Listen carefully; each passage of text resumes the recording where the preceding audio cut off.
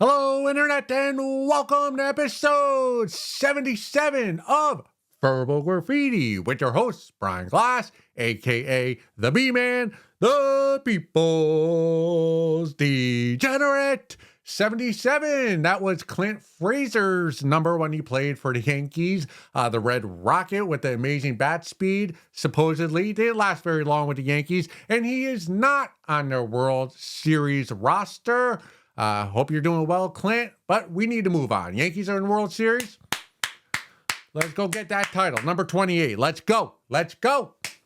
Go do it. Enough with the Yankees. Let's move forward. Woke up this morning, found myself a gun. That was the opening song to, what's that famous series, maybe the best of all time? Sopranos, that's the name of the song. So every once in a while, I get that opening song stuck in my head. That's how you know a sitcom had a great opening song, is when it gets stuck in your head. Again, B-Man always being redundant. No. But this morning, I did not find a gun, but what I did find, what the B-Man found, or felt, was a little pain on my left eyebrow, top of my nose, brow of my nose. It was more of an irritation. Think of when you get minor sunburn, or sometimes you shampoo or soap yourself in the shower and you don't wipe it all off, and that little bit of irritation later in the day, like, oh, I didn't get all the Irish Spring off my face. That's the kind of irritation I had. And I've had this irritation in my groin area for a few weeks. And then throughout the day, the irritation on my forehead did not go away. And now I'm thinking, oh, is this just one of those things I'm going to have to deal with? And, as you get older, pains, you all know this. When you're younger, they go away. But as you get older, some of them stick. And, I just got to deal with that.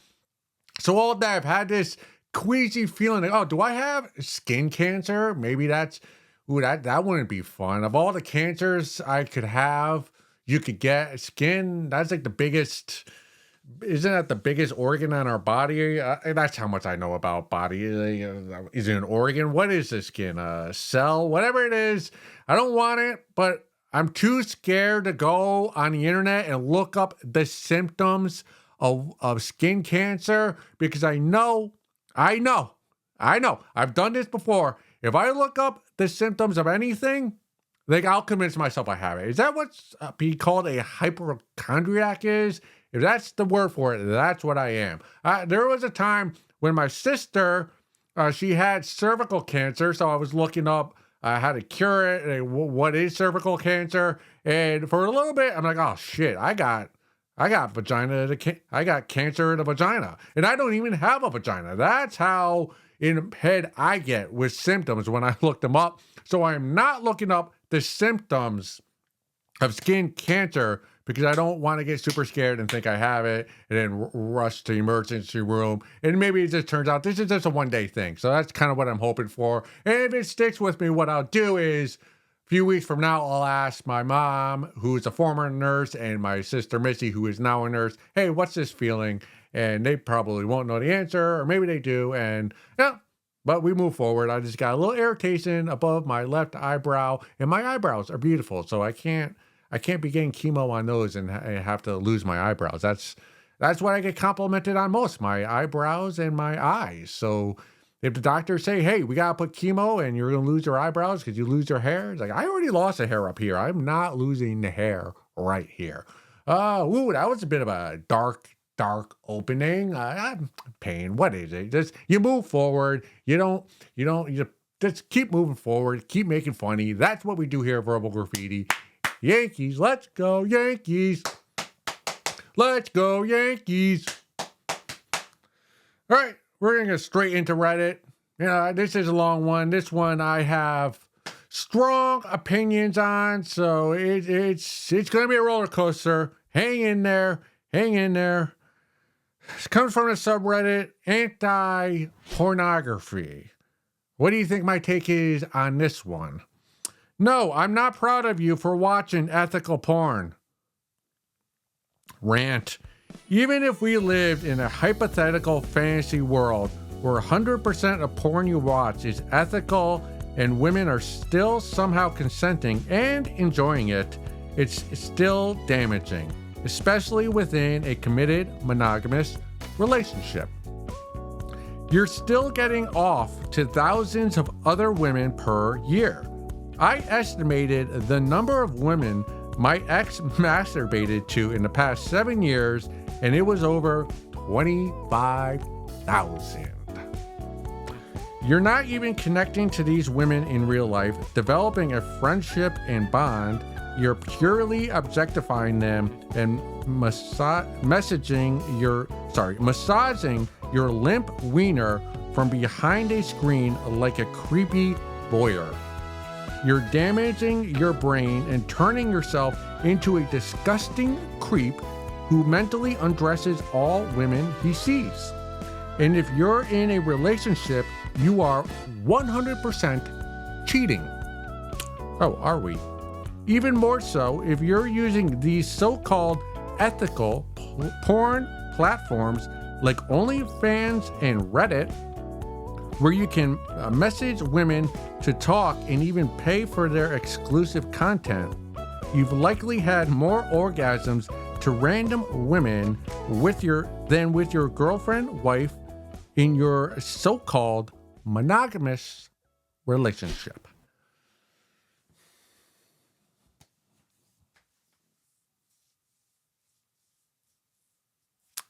I'm glad I'm not meeting this poster on Reddit, this lady face to face, because if you see my face right now, it's a face of disgust. I can't hide how I feel reading her post. And if she was in front of me and I could see her, I wouldn't slap her because you're not allowed to slap women, and my dad taught me that, so I wouldn't slap her. But like your ex, you know how he's mentally undressing all these women he sees? I would be mentally slapping you upside the head. That's what I'm doing right now. Not physically, not really doing it, mentally slapping you. First off, I just want to say to your ex who has masturbated to over 25,000 porn stars, I just want to recognize him as Verbal Graffiti's #1 fan. Thank you very much for viewing us since episode 1. We really do appreciate your fandom and viewership here at Verbal Graffiti. On to you. Well, maybe, have you ever thought about this, miss? Maybe if you could actually fuck well and drain your husband's balls, he wouldn't have to scour the corners of the dark web to find women to pleasure himself too. Have you ever thought of that? Have you ever given that any thought? No, there's never any self-reflection. It's always the guy winking at the smut who's the issue. It's never you, it's always him. Funny how that is. What I'm gonna do now is I'm gonna spin your mind on the top with my argument. My argument is that pornography is a net positive for the safety of our society. Let me tell you why. I recently came across a stat. I did not read the study, but the study said that 30% of American men under the age of 30 are virgins. That means they have not dipped their wiener inside the vagina. And then you put that together with how many guys are in dead bedrooms, unhappy relationships where they're not happy with the sex. That's probably 30% of relationships there. So you're talking over 60%, maybe upwards of 80% of American men, young men of fighting age, filled with testosterone, are not getting the sex they want. And you just think about that for a moment. If they did not have a well of pornography on the internet to dip their semen into, without that outlet, where would those men be? What would they do? It would be dangerous to be on the street. Look at the crime stats, and they'd be through the roof. They'd be higher than they are now. It would be dangerous. It would be you'd have to walk outside with mace. Like literally, you think You think the My Lai massacre in Vietnam in 1968, you think that was savage? You thought that was horrific? All the carnage and the raping and the burning that took place there, that'd be an appetizer compared to today if we did not have pornography. The United States would have to reinstitute conscription just to get rid of these young, unsexed, unsatisfied men. They'd have to send them overseas to fight somewhere else just to get them away from the American women so that women here could live in peace and safety and not feel like the guys were going to jump them. That is what pornography does for society. Pornography is not a negative. It is a positive. It subdues men's sexuality, which makes our society safer for you, a lady who cannot get her man off, and he had to seek out pornography to drain his balls, and for every woman like you.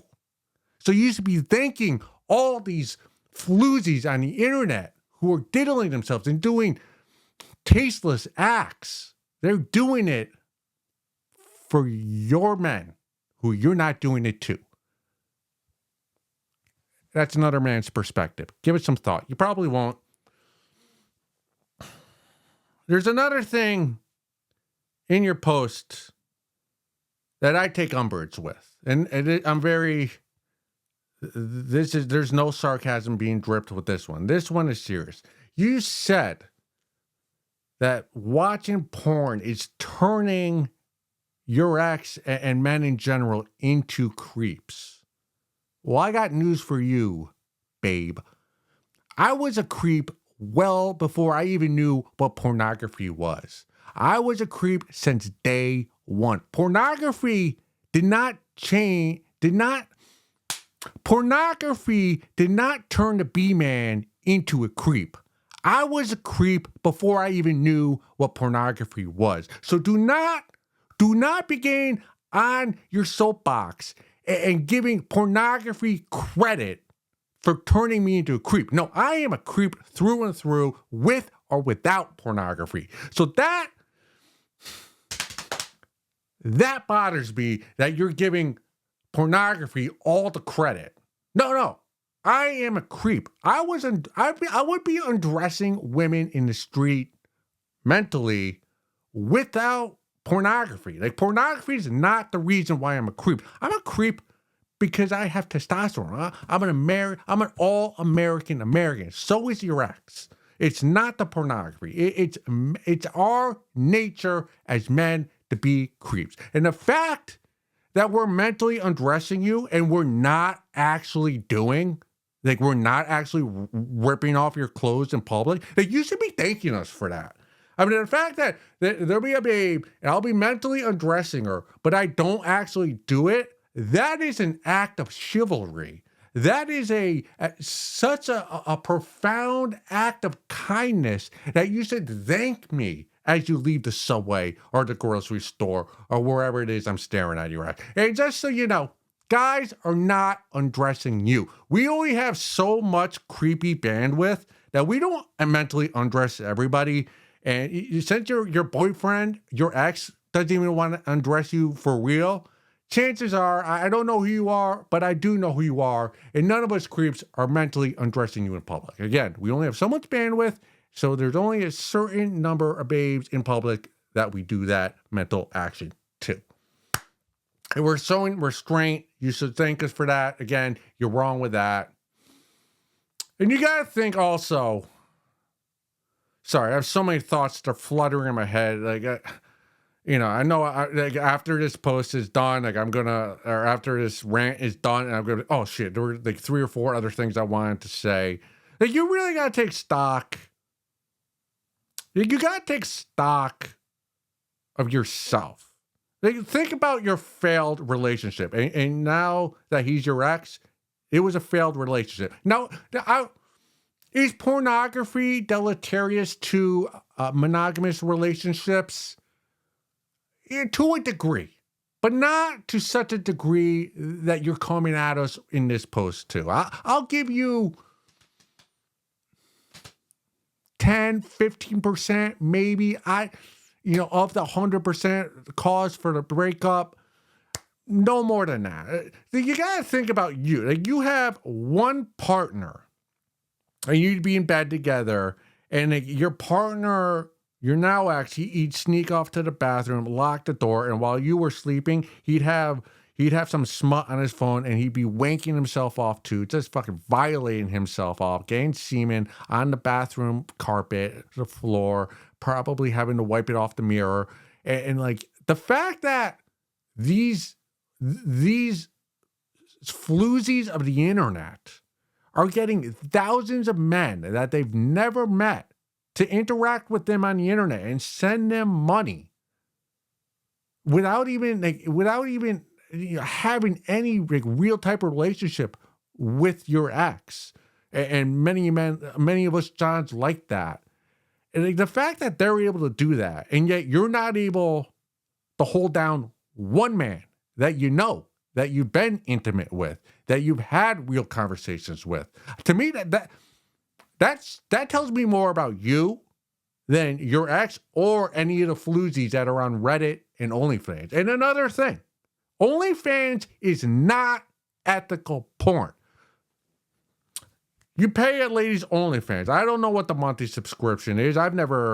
Shockingly enough, I've never paid for OnlyFans. I know, that comes as a surprise to many, but I've never paid for OnlyFans, but I do know how the system works. You pay a lady's monthly subscription fee, let's say it's $15. There's a certain percentage of that $15 per month fee that goes to OnlyFans, the business, the entity that is OnlyFans.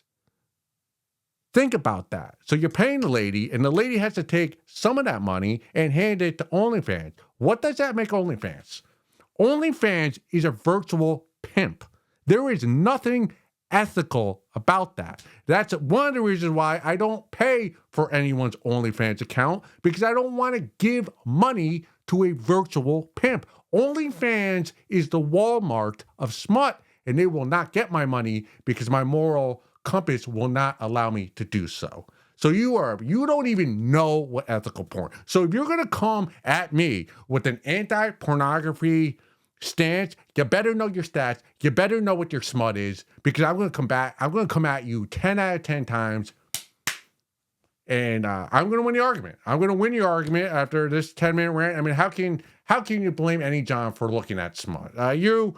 There's a reason why no guy's gotten down on one knee and proposed to you with a $4,000 ring. It's because you're a wet blanket. You think watching pornography is cheating, which it absolutely is not. And never, I cannot reiterate this enough. Never get into a relationship with a person who views pornography as cheating. I warned you. Let's go look at some photos.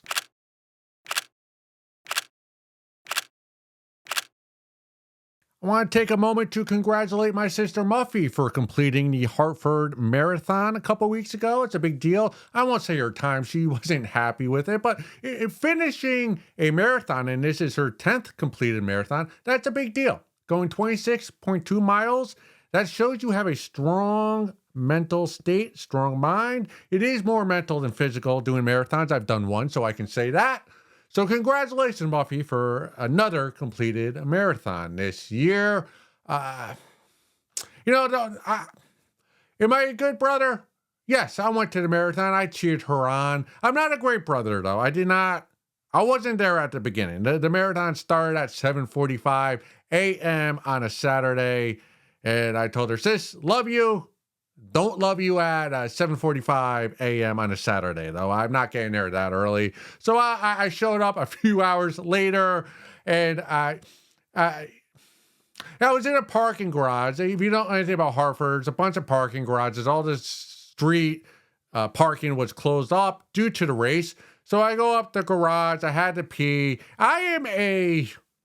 I pee in parking garages. I am that guy. I don't know. I think it started when I was a kid. My dad would bring me and my brother to Yankee games, and it was a long drive from Connecticut to New York. So we get to New York. We'd be in this shady parking lot. And my dad was just pee right there by the car, but no one's looking. So I think that's where it started. And to this day, if I'm in a parking garage, as soon as I get out of my car, like I open my front door, I look both ways, make sure there's no cars coming, make sure there's no cameras, and I just let the drain loose, and I pee. I am a parking garage peer through and through. When you're walking in the garage and your head gets knocked back with those smelling salts that are they smell like, oh, piss. Oh, was that a homeless guy? Nope, it was a bee man. I really don't pee in city landscapes, in metropolitan areas. I'm not peeing around corners, but there's just something about a parking garage. When I know, especially if it's crowded, I can open my door, I can kind of hide myself. There's a thrill. It's a thrill. It is a bit. I have friends when I was in high school who got, especially a lady, girlfriends, not girl, but girlfriends, space between the two. Like we'd go to Walmart and they get thrill out of like stealing makeup. There are a lot of women who have a thrill.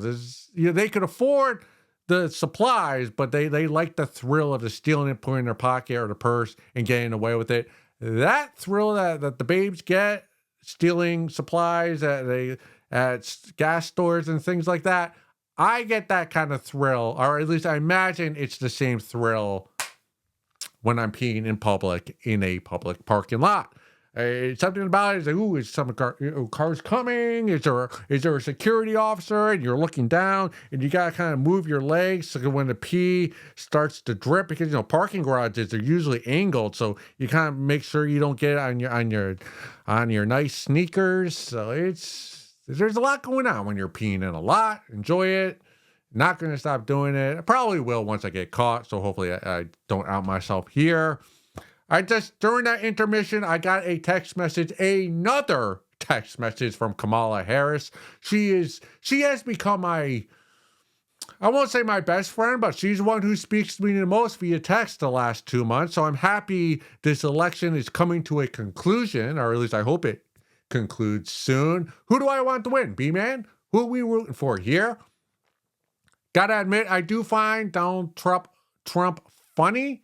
He is amusing in short doses, but I'm rooting for Kamala. I want her to win. Now, I don't like Kamala. I'll just come out and say I think she's kind of twatty. I would like to fondle her boobs, but there's her personality.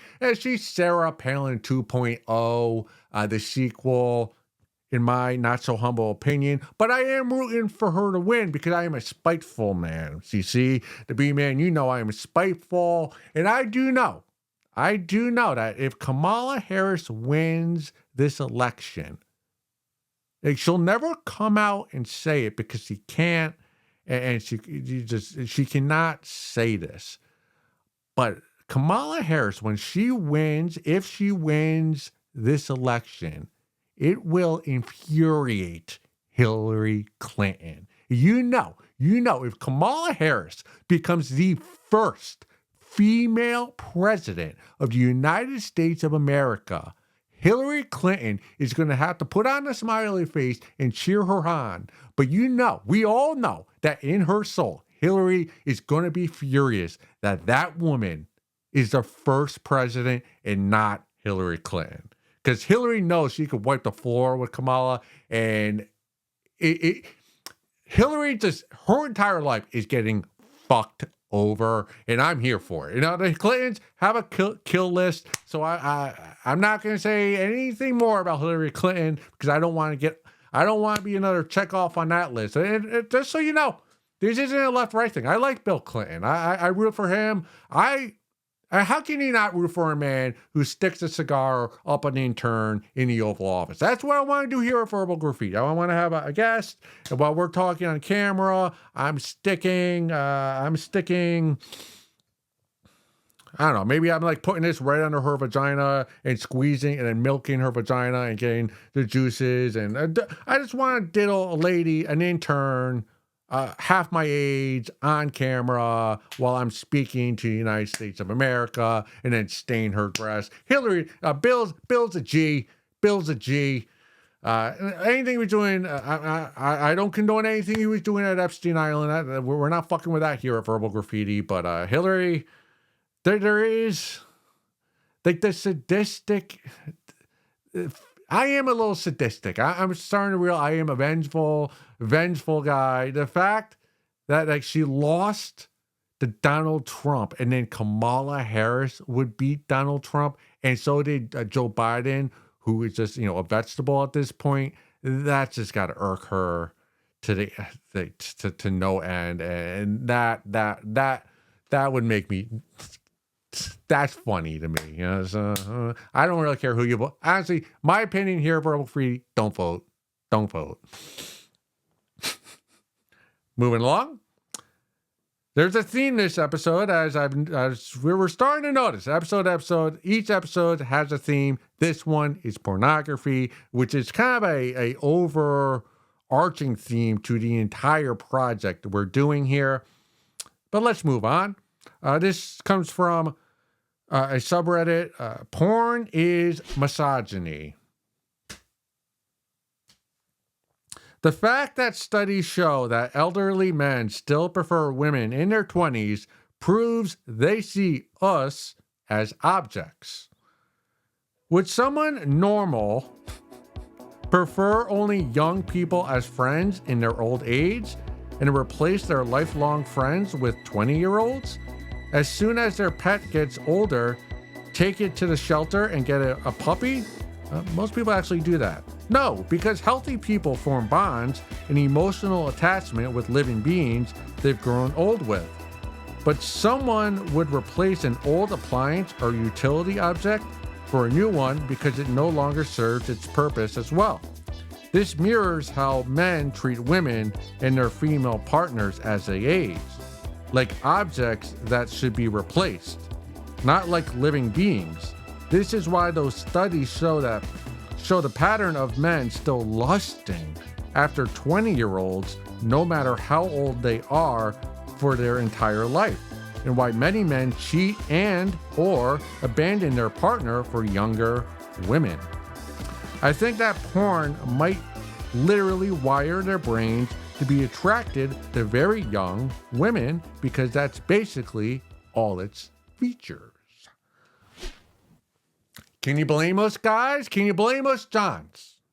Let's do a little exercise, all right? When you're done watching Verbal Graffiti, episode 77, go on whatever smut site you enjoy, it's your go-to, and watch a porn video with a 25-year-old physical prime lady, floozy porn star, and then go watch a porn video with a 75-year-old lady.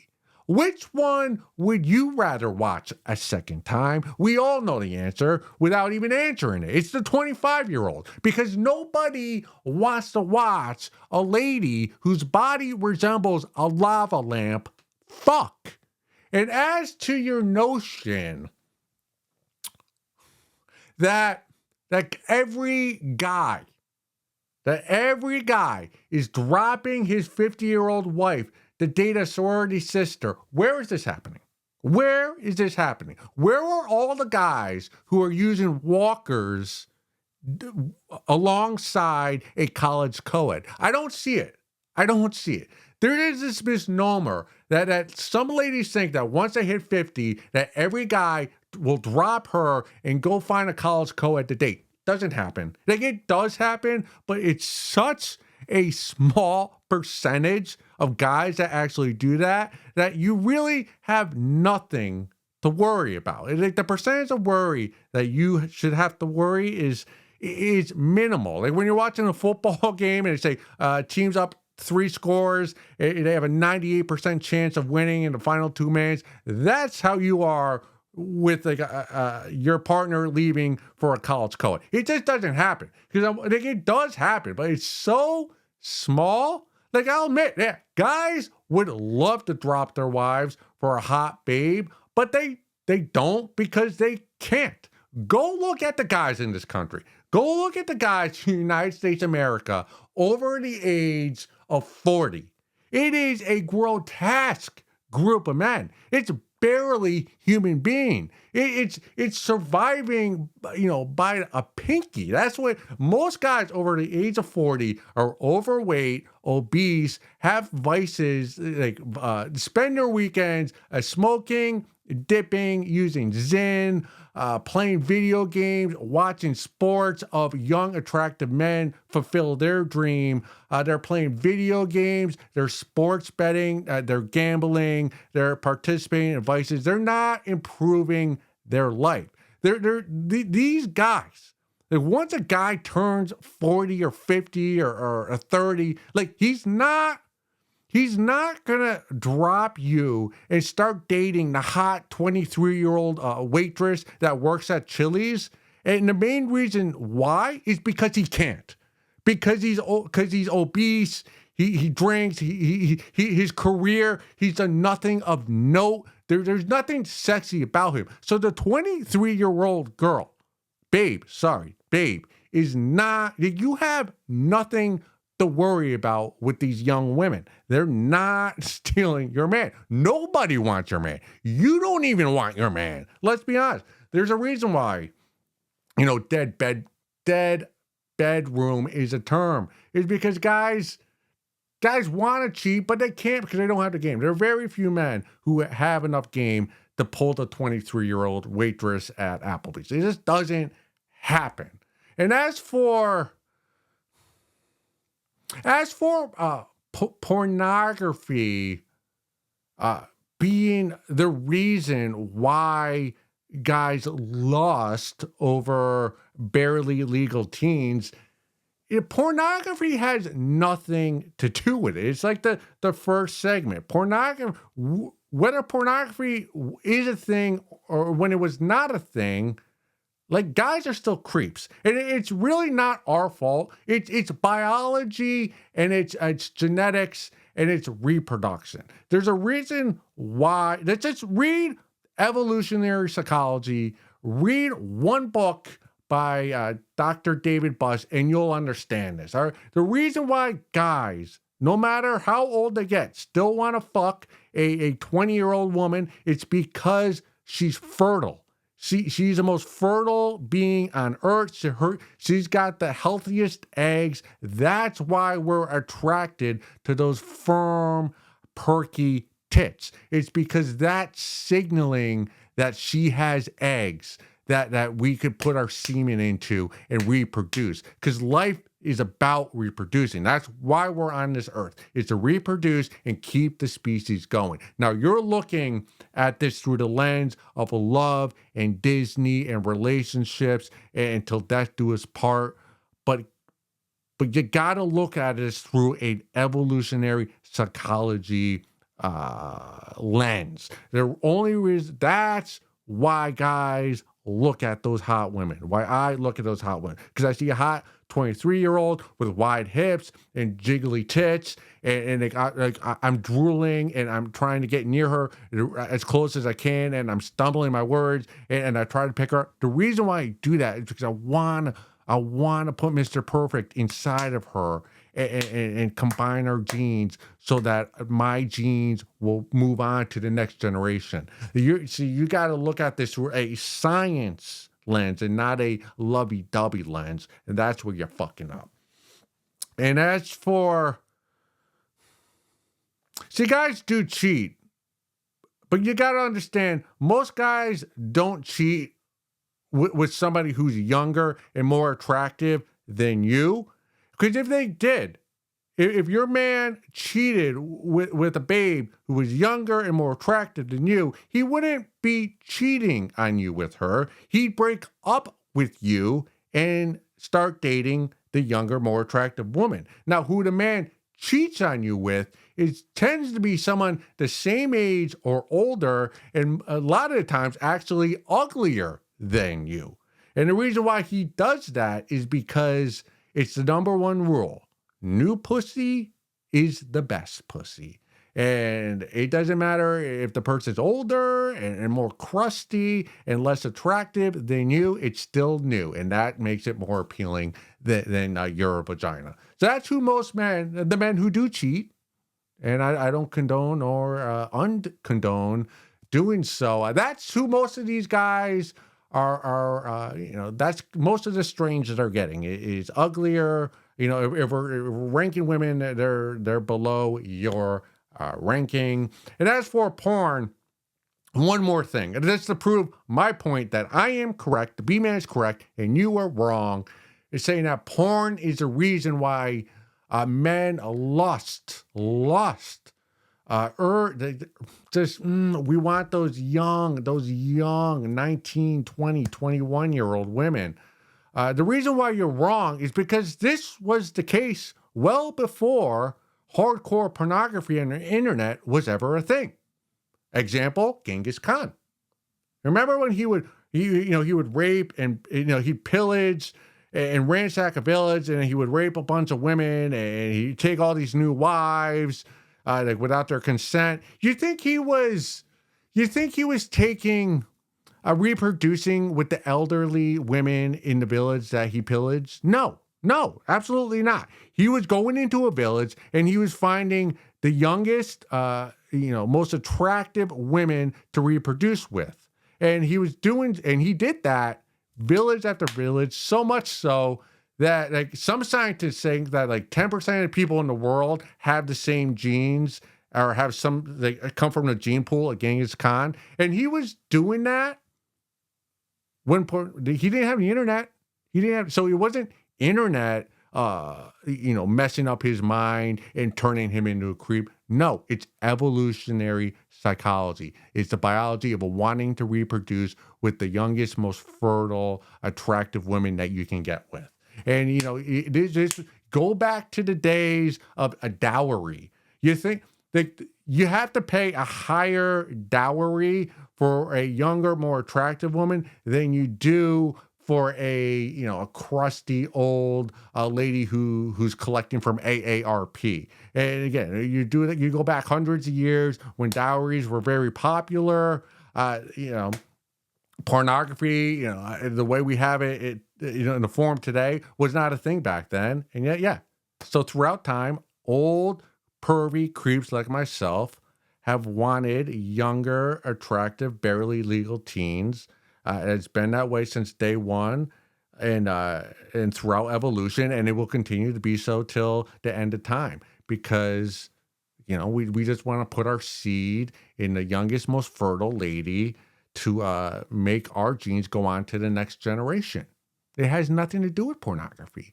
We're just naturally perverted individuals, us creeps, Johns on the internet. So all these people on the internet coming out of the woodworks, coming out against pornography. Wrong. I shot you all down. Boom, boom, boom, boom, boom, boom. B-man wins, you lose.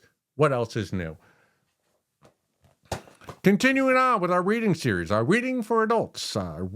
The Salesman's Wife by John Lawrence, published date 1977. We're going to read 2 pages starting at the top of page 21. Oh, Alan, ow, she moaned. Alan was grunting and moaning, his body tense and alive with excitement. He was at last getting the sort of animal release he had craved for long. He reveled in the barbaric excitement that consumed him.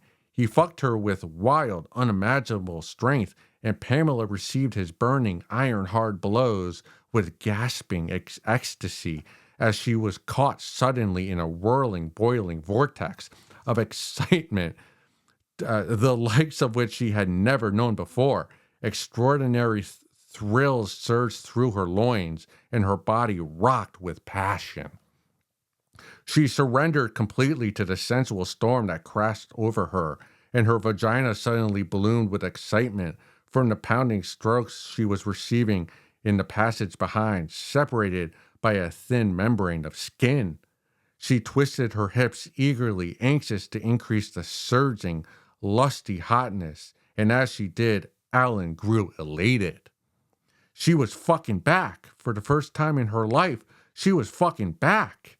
It was incredible, but it looked as if his anal rape was having the desired effect. At that moment, white-hot sperm gathered and surged in his throbbing, lust tightened balls, welling up like a churning maelstrom of scalding seed. He was coming. Ah! He cried in exhalation, and suddenly he was there. Convulsive spasms seized his mightily climaxing cock, and he shot forth a torrent of white-hot cum deep in her warmly clasping anal passage. Pamela could feel the surging seeming enter her like a rushing river, filling her loins and spreading a delicious glow through her entire body. She seemed to be flying in space on a cloud of delight as her husband gushed an endless rocket load of cum into her. Alan exulted as the steaming seed spurted out of the tip of his disarging cock and rolled in thick, vicious streams into her anus. He felt like a titan shooting his turbulent cum into the shuddering rear of his slave. Ah! Ah! He grunted triumphantly. His grip on her hips tightened as she screamed in excitement, her hotly throbbing cunt secreting its own violent juices as she responded in an ecstatic orgasm to his lewdly thrusting cock. She was coming, too, for the first time in her life. Oh, yes! She groaned deliriously. Yes! Finally, what seemed like hours, the raging passion began to subside, and Alan removed his spent cock from her rectal passage, and there was sudden pop as the still gorged thick head pulled away from the stretched, aching hole. He quickly slumped beside her on the bed, drained and exhausted from the violent encounter. Yet he was wildly hopeful, for it did seem to him that Pamela had finally begun to respond, even achieve orgasm. He turned to her, searching her face for a sign. Go suck a fat one.